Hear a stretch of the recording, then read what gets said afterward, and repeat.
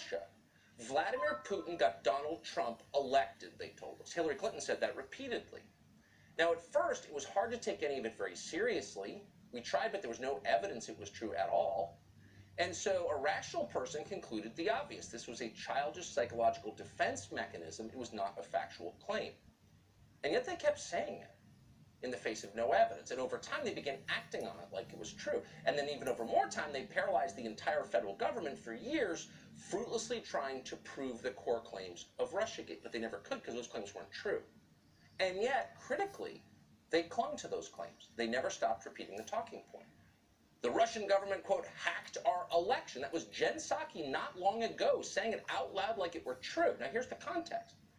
As she said that, Psaki was trying to explain why the Biden administration is, in effect, working to overthrow the Russian government right now. And for once, Jen Psaki was telling the truth. That is why. Democrats have convinced themselves that Russia stole the presidency, which rightfully belonged to Hillary Clinton. And they mean it when they say it. And that's why they are taking us to war with Russia. Now, there are a lot of things going on here, a lot of threads, as in any big story, but on some level, the core motivation is just that simple. Here's what we know it's not. We know the war in Ukraine is not about saving democracy, please. We know it's not about protecting the sacred borders of a sovereign country.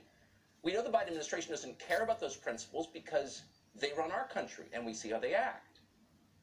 And we know for dead certain, and this comes as sad news to a lot of Americans who are compassionate, but we know now that the war in Ukraine is certainly not about helping the Ukrainian people, those poor people.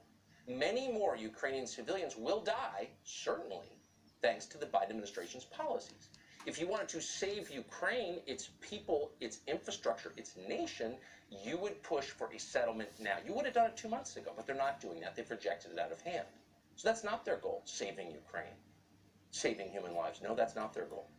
Instead, the war in Ukraine is designed to cause regime change in Moscow. They want to topple the Russian government. That would be payback for the 2016 election.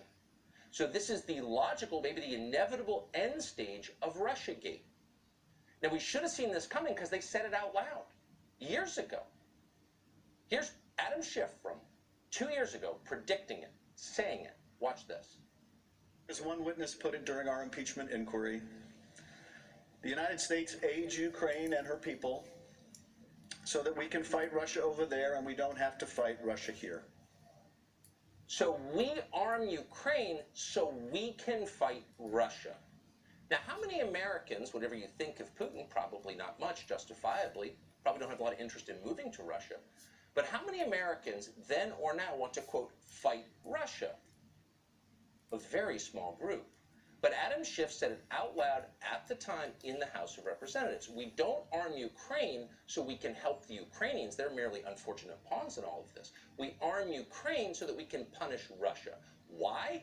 For stealing Hillary Clinton's coronation. If only we had taken Adam Schiff seriously as he said it again and again and again. But now we can't help but take Adam Schiff seriously because he's one of the prime movers of this war. Adam Schiff spent this weekend